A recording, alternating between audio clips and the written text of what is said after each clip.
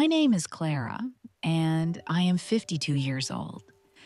Today began as one of those normal, busy days.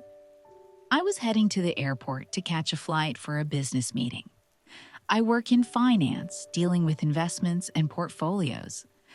My suitcase was packed with suits and documents. Confidence came naturally in my field.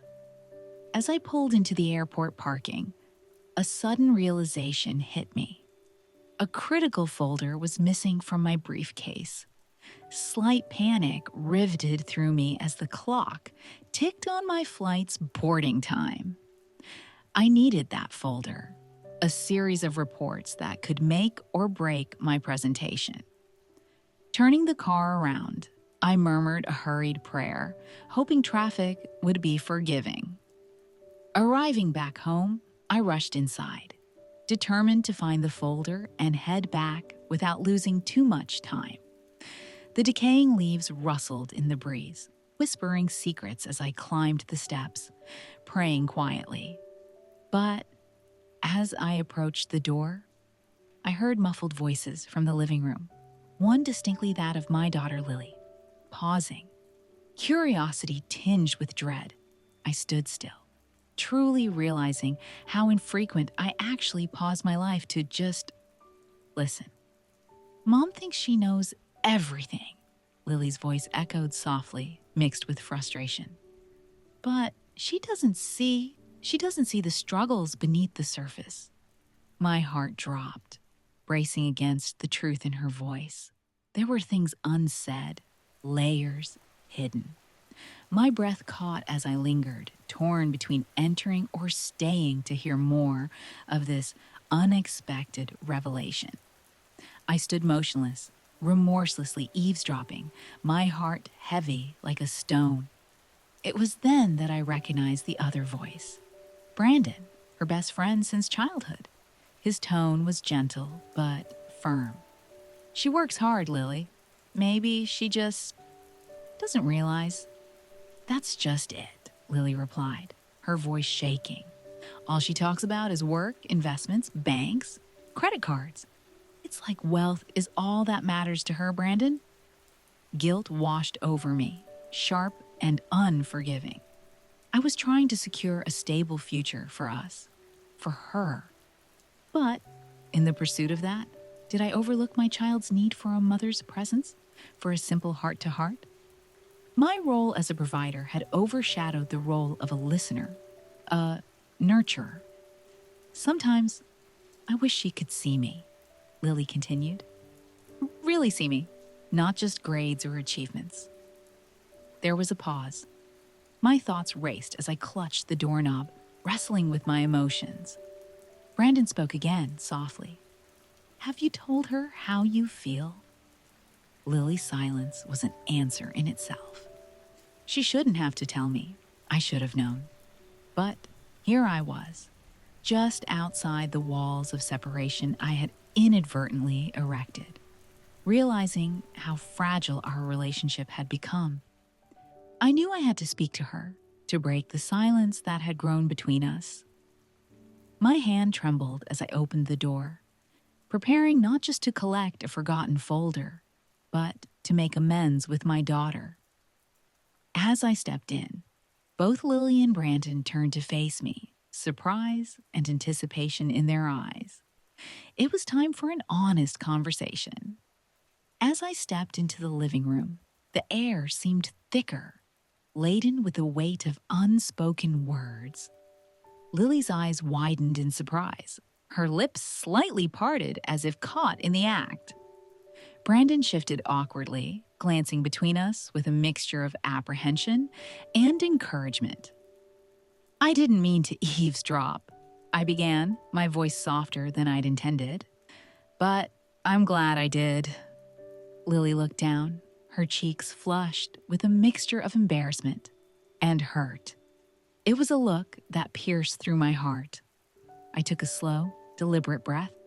Lily, I had no idea you felt this way. We never talk about these things, Mom, she replied, her voice barely above a whisper. Sometimes it feels like we're living in different worlds. Her words struck home, raw and painful.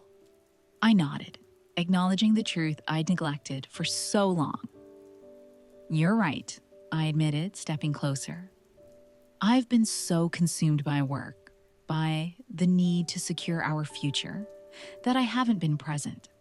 I've missed out on so many moments, on understanding what you truly need." Brandon quietly stood, sensing the need for privacy. "I'll see you later," he mumbled to Lily, offering a warm, reassuring smile before leaving. Once he was gone, I reached out, taking Lily's hand. It was a small gesture, but significant. "You mean more to me than any bank account or investment. I want to understand, to listen, and to be there for you." Lily met my gaze, her eyes glistening with unshed tears. "I just want my mom," she said softly, an admission wrapped in vulnerability. "I'm here," I promised, feeling the fragile beginnings of a renewed bond taking shape.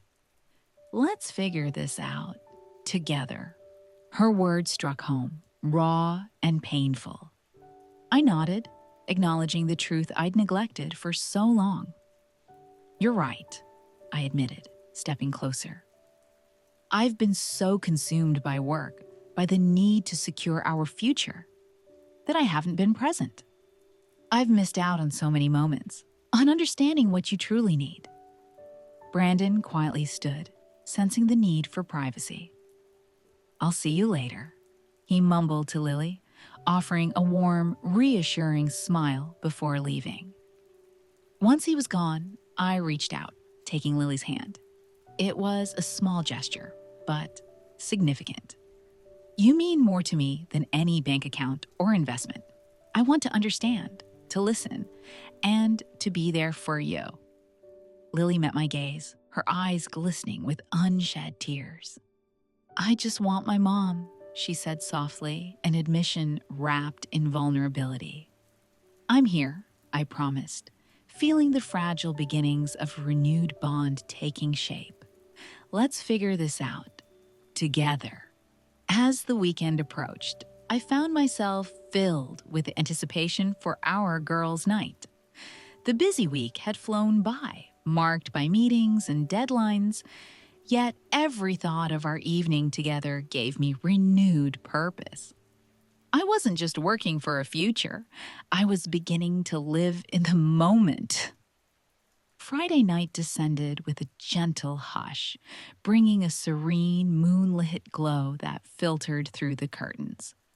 Our living room transformed into an oasis of warm lights and cozy blankets, with bowls of popcorn and candy spread across the coffee table. The television screen glowed, ready to transport us into stories yet untold. Lily emerged from her room, dressed in pajamas, a plush bear in tow that she'd cherished since childhood. Our nightly indulgence began with light-hearted comedies, echoing laughter through our small universe. "Remember when Dad used to dance around to this? His moves were so hilarious." Lily giggled, mimicking the infamous dad dance. I joined in her demonstration, exaggerated and playful. Oh yes, how could I forget? He was our own dance rebel. We paused with laughter, and from there, rolled into the quieter depths of memories, times of joy and times of loss. My husband, her father, had left us too soon, leaving warm but bittersweet echoes. Lily turned to me, her tone turning thoughtful. "You really miss him, don't you?" "I do," I admitted, my voice a soft reflection of longing. "But having you brings back the happiness he filled this home with." Her fingers found mine, intertwining with assurance. "I miss him too, but I'm glad we have each other." Together, in the solace of shared memories and rekindled bonds, I understood that richness came not from investments or banks, but from moments like these, filled with love, laughter, and cherished companionship. As the night wore on, the movie credits rolled, and we sat in comfortable silence, the kind that comes with understanding and trust.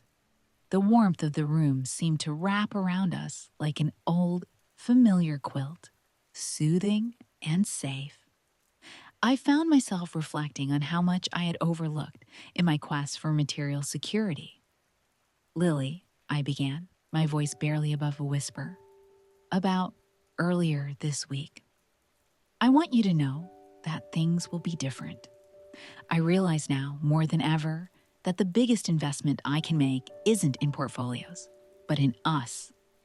She smiled softly, her eyes filled with an emotion that said more than words could. I know, Mom, and I see it. I feel it. Those few words meant the world to me, like a beacon guiding me away from the rocky shores of neglect I didn't realize I'd been sailing toward. As the evening deepened, I suggested we look at old photo albums, snapshots of a life we once shared with someone we deeply loved. Flipping through the pages, we recounted the tales behind each picture. There was Lily's first day at school, her toothless grin as she held a sign almost bigger than her, and a family trip where trying to pitch a tent ended up a comedy of errors. Suddenly, Lily paused, tracing the edge of a photo thoughtfully. It was her father, laughing at the camera during what might have been one of our happiest picnics. He always said, "Where your treasure is, there your heart will be also." It's from the Bible, right? I nodded, my heart aching with a bittersweet peace. Yes, it is. It means so much more to me now. In that moment, I knew I had taken another step towards understanding not just my daughter's heart, but also my own in ways I'd lost touch with over the years. The days after our memorable night seemed brighter somehow, as if the conversation had lifted a veil of routine that had clouded my vision. In the mornings, over a shared breakfast, I found myself lingering, savoring each moment rather than rushing through them. These small changes felt empowering, and I noticed Lily seemed lighter, more carefree. One afternoon, she approached me excitedly. "Mom, there's an art show in town this weekend. I thought maybe we could go together." The suggestion warmed my heart. "I'd love that, Lily," I replied with genuine enthusiasm. "We haven't explored something like that in ages." Saturday arrived with the sky a vivid blue, promising splendid weather. We set off for the art fair with a sense of possibility humming between us. The event was vibrant, filled with laughter, and the hum of collective creativity. Bright canvases and eclectic sculptures lined the pathways, and Lily's eyes sparkled with curiosity as she absorbed the myriad of colors and forms. "Isn't it amazing how people express their thoughts and feelings through art?" she mused, pausing in front of a painting that depicted a serene landscape, reminiscent of peaceful moments we once shared as a family. Creativity is a kind of wealth too, I reflected, touching lightly on a painting's texture, one that feeds the soul. As we wandered through the exhibits, I felt gratitude swelling within me. I was rediscovering parts of myself that had gone dormant in the pursuit of financial success, parts that danced in the rhythm of laughter and joy beside Lily. As we stood in the vibrant milieu of artists and dreamers, I understood there was a new kind of richness I was building, a life enriched by moments, simple and profound, shared with my daughter.